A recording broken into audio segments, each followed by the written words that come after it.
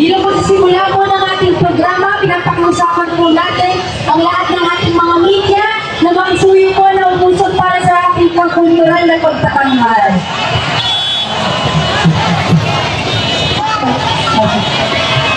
Sige po, reset po tayo bago magsimula ang ating programa.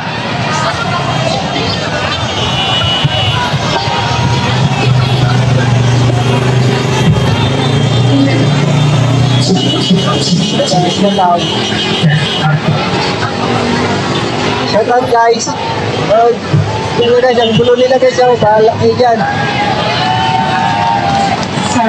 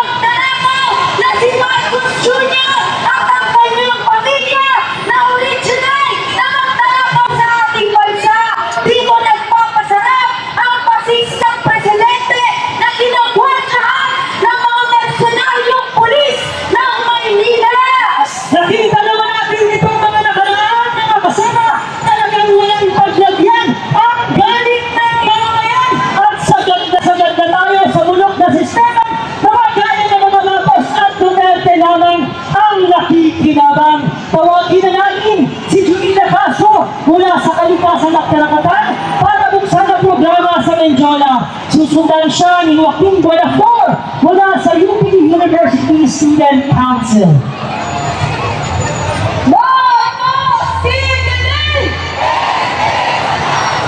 Nandito kami na pera niyo, walang bakpa ng mga pagpapalinaw ng mata niyo, kaya wala!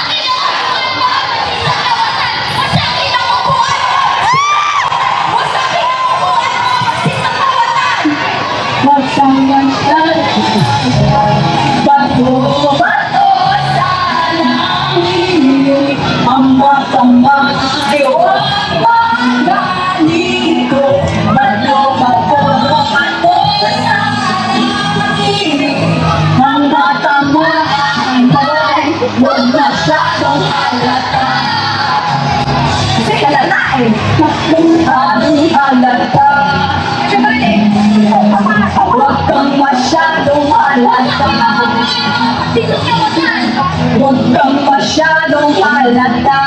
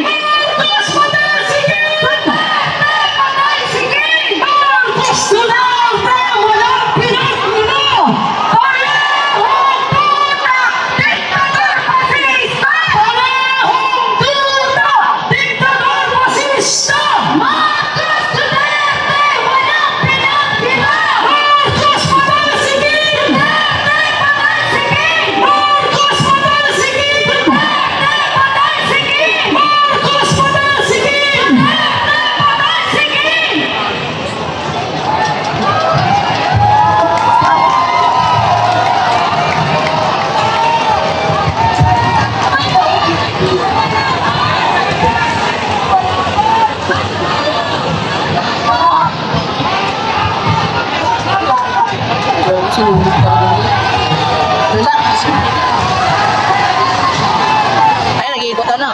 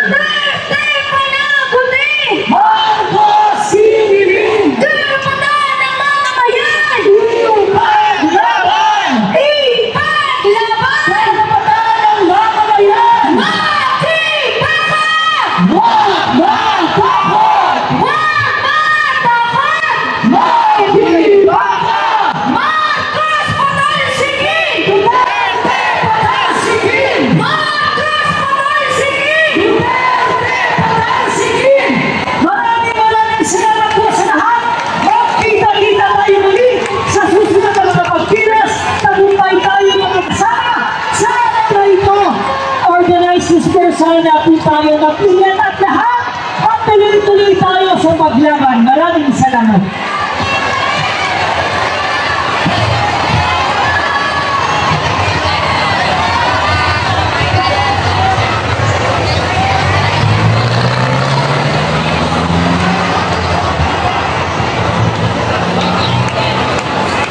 So yan guys, tagumpay na nakasagawa ng Kilos Artista ang mga sari-saring grupo at yan napalabas naman nila ang kanilang hadikan. Actually galing pa ito sa Liwasang Bonifacio.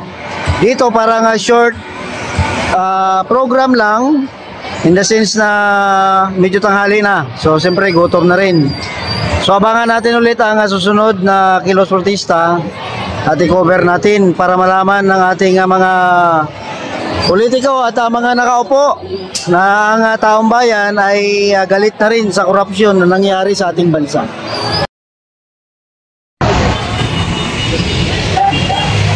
So ayan guys, yung EPG kanina na sinunog ay sinisigurado ng ating mga relyesta na sigurado nga patay at wala nang apoy kasi delikado sa sunog, kasi dadaanan niya ng sasakyan yan dyan, baka may sumiklab, siyempre apoy yan, so ang ating mga relyesta ay sinisigurado, nandyan yung ating mga pulisan, so pinigil muna sa pansamantala ang traffic sa ilalim, nito ang ating tinatayuan at binabantayan ng mga kapulisan na matapos mapatay ang sunog. At siyempre linisin nila yan, linisin nila yan guys.